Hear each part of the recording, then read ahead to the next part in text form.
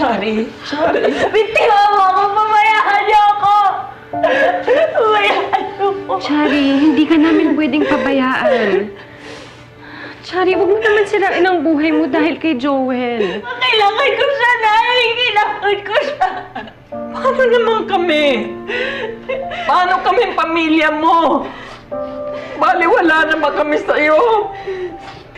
Napakasakit sa akin na nakikita ka ng ganyan. Winawasak mo ang sarili mo. Shari, mahal kita na. Hindi yan totoo! Dahil noon pa man, si Ate Grace lang yung mahalaga para sa inyo!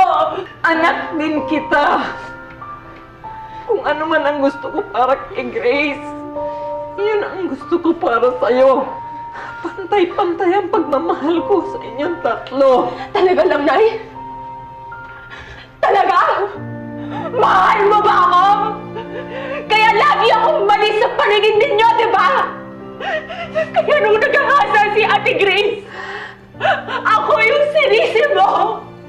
At sa tuwing nagkakaproblema siya dahil sa pag-rape na yun, ako ang binabalikan mo! Hindi ko intensyon yan. Kung napapagsabihan man kita, anak, yun ay dahil gusto ko lang ilagay ka sa tama. At si Ate Grace! Ano, hindi na siya pwede magkamali? Ganon! Oo nga naman! Dahil biktima siya, di ba? Siya yung kawawa, kaya siya yung inaalagaan nyo! Siya yung minamahal nyo samantalang ako! Kahit anong gawin ko, binabaliwala nyo lang ako dahil sawan-sawa na ako! Hindi ko alam kung saan nanggagaling yung mga sinusumbat mo. Shari, kung dahil lang to kay Joel... Tungkol to sa'yo eh! Tungkol to sa inyo! Dahil palagi niyong pinaparamdam sa akin na wala akong kwenta, pero kayong lahat wala kayong kwenta! Sorry! Sana hindi ko na lang kayo naging pamilya! Shari, bawiin mo yung sinabi mo.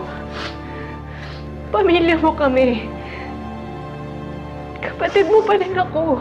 At pinagsisisihan ko yun. Sinusumpa ko yung araw na naging magkapatid tayo!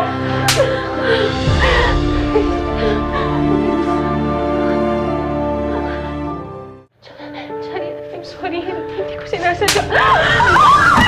Ate Grace!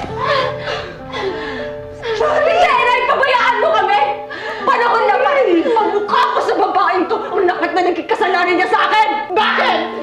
Anong ginawa ko sa'yo para bastusin mo ko na paano kung sino lang akong kakompetensya mo, ha? Ano na naman ang sasabihin mo, Shari? Na ako na naman yung mas matalino? Mas maganda, mas magaling kesa sa'yo, yun ba? Kung ikagagaan ng loob mo, eto ako, Shari! Na-rape, nabulag!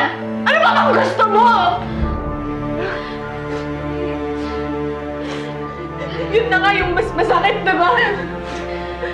Dahil kung tutuusin, dapat ganyan ka lang ang kababa. Pero sino mas inaalagaan? Sino mas minamahal, diba? Ikaw pa rin! Ang problema sa'yo, sa akin mo sinisisi lahat ng insecurities mo. Eh ano ba bang gagawin ko? Lahat na lang ng aking kinuha mo. Lahat na lang ng ginusto ko sa buhay ko. Ninakaw mo sa akin yun, Ate Grace. Yan ba talaga ang tingin mo sa akin? Buong buhay ko, gusto kong ibigay sa'yo lahat. Gusto kong mapabuti ka. Gusto ko lang naman matulungan ka. Hindi ko kailangan ng tulong mo. Shari! Shari!